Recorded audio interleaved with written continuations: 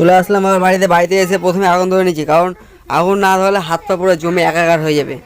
কারণ জমার তো কথাই, যা ঠান্ডা পড়েছে বাইরে, আর পুরো মানে হাই লেভেলে ঠান্ডা পড়েছে। চারিদিকে ওয়েদার পুরো কুয়াশাতে ভর্তি। 4-5 দিন তো কোনো মানে এক সপ্তাহে কোনো সূর্য ওঠার নামই নেই।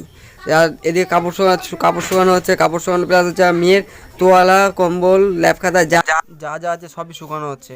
কারণ না শুকালে যা এক সপ্তাহে যা লাগিয়েছে ওয়েদার, মানে ওয়েদারে কি বলবো ধারণার বাইরে। পুরো ওয়েদার তো একদম বেকার হয়ে গেছে এক সপ্তাহ থেকে।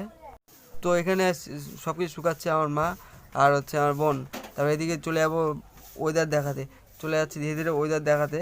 এই দেখো উপরের দিকে একদম পুরো কুয়াশা। এখন বাজে বেলা প্রায় 2টা, মানে কুয়াশা ধারণা। দুপুরবেলা বাড়িতে এসে কুয়াশা তো আছে, তারপর তারপরে নিচে হাত পা সব কিছু। হাত পা না তাপলে তো পুরো হাত পা সাদা লাল লাল হয়ে যাচ্ছে, মানে কি বলবো আর। মানে অসাধারণ ঠান্ডা পড়েছে।